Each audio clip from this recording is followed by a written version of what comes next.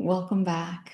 We're now on the second week of our journey together. We're going to be talking about lesson 8. My mind is preoccupied with past thoughts. So let's dive into that idea and use different words so that we can orient as to what it is that the idea is pointing to. Instead of the word mind, think of imagination. The power of my imagination is absorbed by the past. The power of the infinite imagination that we have available to us, infinite creativity, infinite possibilities. That's what we're learning to awaken to. That's what we're learning to tap into, to have the lived experience that we all seek, to have greater peace, greater joy, more stability, more groundedness, more skillful ways to relating to our internal pain and to the suffering of the world. We all want that stability, and the power of my imagination, the entirety of the infinite field of my imagination is preoccupied with a voice that is speaking to me internally with events, conditions, situations that happened in the past. It's almost as if the imagination itself has become contracted, has become, in a way, like mesmerized by the past. And as long as my mind is doing that, I can't have fresh creative ideas to solve problems in a new way, because the power of my imagination is almost like stuck in some past moment, in a past event. And this is no one's fault. Everyone does it. And this is what we're doing in this process, is to help us recognize that, because through recognition, now we have the capacity to change a simple habit pattern of the mind that is true for every single human being, by the fact that we have a physical body that learned to survive a long time ago.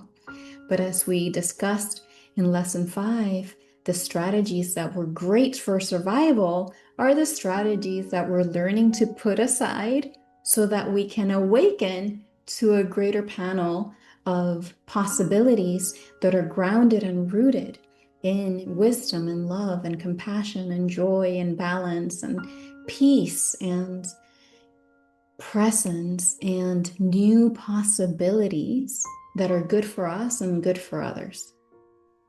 Now that we have all of that context, I want us to read a little bit of what the lesson is saying, so that we now have greater a more refined understanding of what it is that we're going to do when we go inward and we start practicing. The lesson says, the one wholly true thought that one could hold about the past is that it's not there. To think about it, think about the past at all, is therefore to think about illusions. And the purpose of this exercise is to begin to train your mind to recognize when it is not really thinking at all. This is so powerful, because it's saying, in the moment that I recognize that my mind is preoccupied with a past thought, I am pretty much not truly seeing clearly. I am seeing an illusion. We think that it's our imagination. Of course, it shows up in the field of awareness, but we're starting to discern what imagination is from what illusions are. There's a difference between an illusion and imagination. And I know that sounds like it could be the same thing, but we're starting to refine our own understanding of what's happening in our mental, emotional field. And as we start to see for ourselves more clearly, we on our own are going to start discerning, oh, this is imagination, this is an idea, this is a possibility that is opening up for me. That's one thing, that's imagination.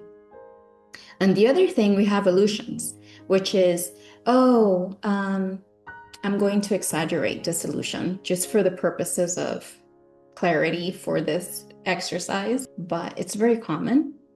Oh, well, my grandmother didn't do it that way. I'm not going to do it that way. That possibility is not there for me. That is an illusion. It is an illusion because it is thinking, acting, and behaving from data that is outdated. This isn't to negate anything about tradition or things that we hold dear in our heart. That is not what I'm talking about.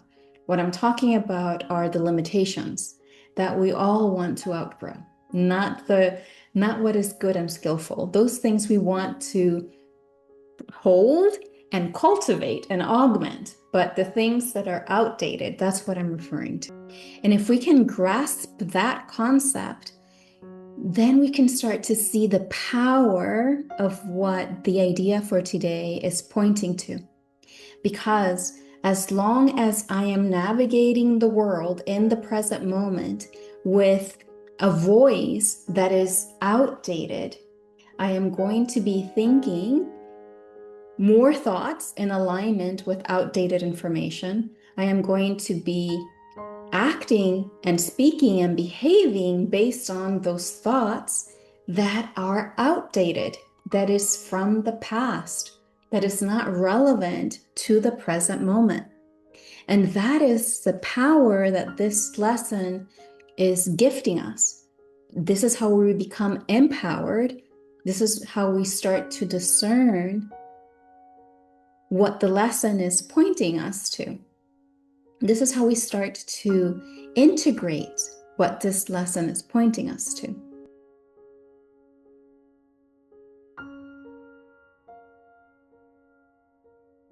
The power of this lesson is in how we feel, because I was practicing yesterday and I could see so many arisings in my own heart mind.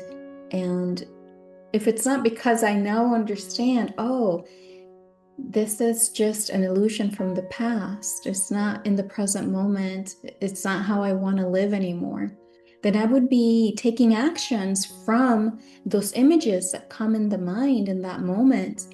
And it's very disempowering and it feels challenging. It feels like suffering. It feels painful.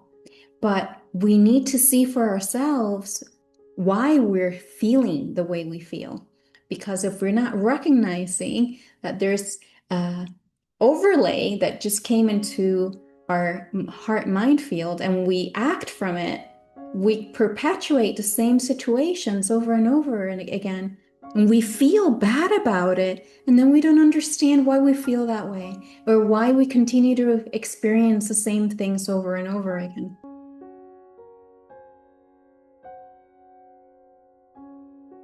So in terms of practice, it's very simple. What the lesson wants us to do for this practice is simply to recognize, once we close our eyes, let's do it together. We take a breath and we come to the present moment. And in the present moment, we remember the idea for today. My mind is preoccupied with past thoughts, and I'm open to seeing clearly in the present moment what that means. And as you're present with your thoughts, you may notice the first thought that comes to your field of awareness. It may be an image, a thought, could be a feeling. whatever it is, the lesson is inviting us to recognize that no matter how vividly we picture that thought in our mental emotional field, that thought is not who we are.